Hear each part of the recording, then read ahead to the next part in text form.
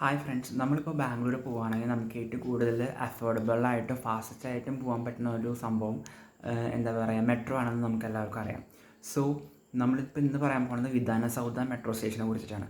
വിധാനസൗധ metro സ്റ്റേഷനിൽ കാണാനായിട്ട് എന്തൊക്കെയാണെന്ന് വെച്ച് കഴിഞ്ഞാൽ, വിധാനസൗധ നമുക്ക് എല്ലാവർക്കും അറിയാം, ഒരു പാലസ് പോലത്തെ ഒരു ഗവൺമെൻറ് സ്ട്രക്ചറാണ് വിധാനസൗധ. സോ അത് നമുക്ക് മെട്രോ സ്റ്റേഷനിൽ ഇറങ്ങിയ സമയത്ത് തന്നെ നമുക്കത് കാണാൻ പറ്റും. പിന്നെ നമുക്ക് എന്താണെന്ന് വെച്ച് കഴിഞ്ഞാൽ, അതിനടുത്ത് തന്നെ രാത്രി 7 മണിക്ക് അല്ലെങ്കിൽ 6 മണിക്ക് പോകുകയാണെന്നുണ്ടെങ്കിൽ നമുക്ക് ഒരു മ്യൂസിക്കൽ ഫൗണ്ടെയിൻ ഉണ്ട്. അത് ആ പാർക്ക് ഫ്രീ ആണ്. ഇന്ദിരാഗാന്ധി മ്യൂസിക്കൽ ഫൗണ്ടെയിൻ എന്നാണ് ആ സംഭവത്തിൻ്റെ പേര്.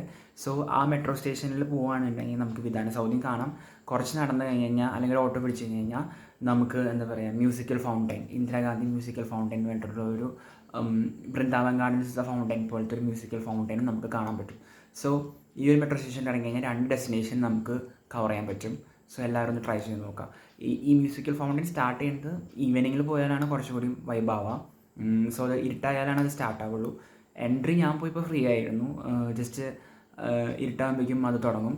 പിന്നെ കുറച്ച് കർണാടക പാട്ടുകളൊക്കെയാണ്, എന്നാലും അതൊരു 1 ടൈം വാച്ചബിളാണ് ആ മ്യൂസിക്കൽ ഫൗണ്ടെയിൻ ഷോ. കുട്ടികൾക്കൊക്കെ നല്ല ഇഷ്ടപ്പെടും.